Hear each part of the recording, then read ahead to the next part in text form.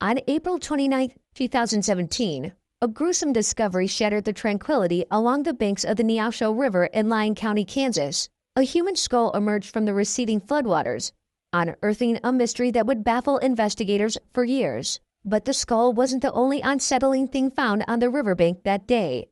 Nearby lay a black bag containing more human remains, carefully wrapped in bedding and accompanied by a digital watch. Who was this unfortunate soul, and what secrets did the Neosho River hold? With more questions than answers, a determined investigation would begin into the man who would become known as the Neosho Rapids John Doe. The spring rains of 2017 in Lyon County, Kansas, had flooded the Neosho River, leaving it a little deeper and wider than usual. It was along the bank of this waterway, on a day like any other, that a gruesome discovery shattered the peace. On April 29, 2017, a call came into the Lyon County Sheriff's Office reporting a human skull that had been spotted among the pebbles and driftwood. Responding deputies arrived at the scene and carefully combed the area, unsure of what they might find. It wasn't long before the unmistakable shape of a human skull emerged from the bank. But this wasn't the only clue. Nearby lay a large black trash bag.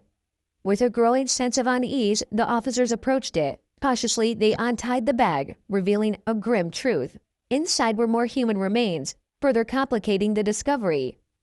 With a growing sense of unease, the officers approached it. Cautiously, they untied the bag, revealing a grim truth. Inside were more human remains, further complicating the discovery. The remains were wrapped carefully in a fitted bedsheet and comforter, suggesting an attempt to conceal them. Adding another layer of the mystery, a digital watch was found among the contents of the trash bag. Each element, the skull, the bag of the remains, the bedding, and the watch, presented crucial clues in what was shaping up to be a challenging investigation for the Lyon County Sheriff's Office. Determined to find answers, investigators documented the scene and collected every scrap of evidence. The remains were transported to the morgue for a thorough autopsy, while the skull and personal effects, the bedsheet, comforter, and digital watch were sent to the forensic lab for further examination. The grisly task of identifying the remains began. Forensic experts examined the bones, piecing together the fragments of a life lost. Their analysis revealed that the remains belonged to a man.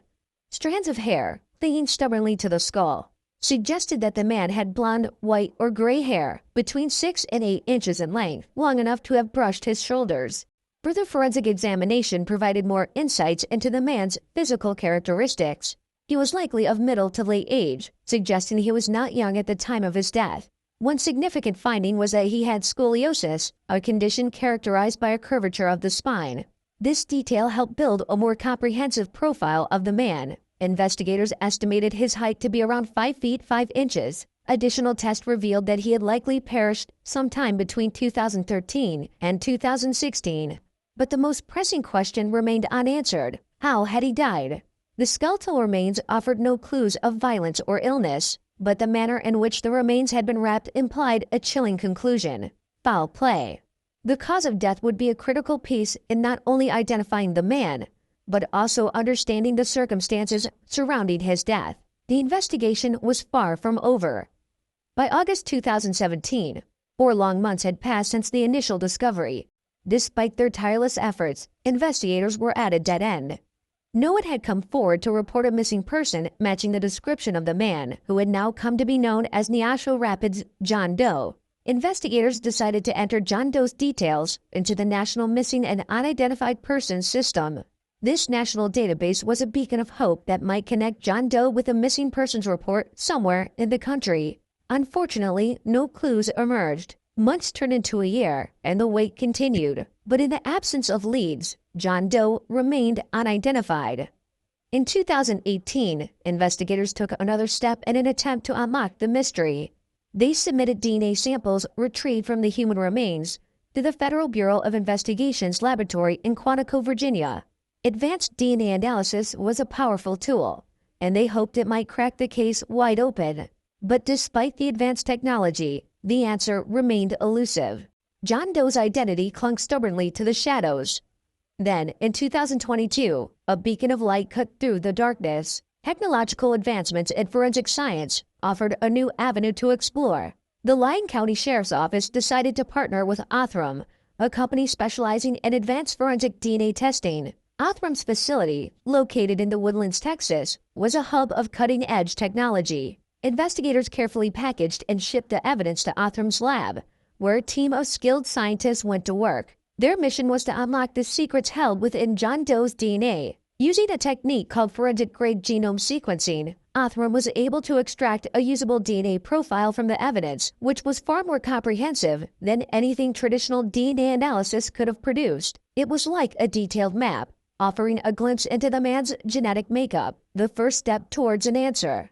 Othram also had its own team of forensic genetic genealogists, who were specialists in using DNA to trace an individual's ancestry.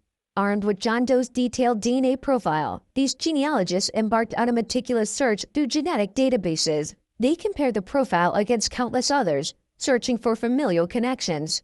This was a painstaking process, but with each comparison, the hope of inching closer to John Doe's real identity grew stronger.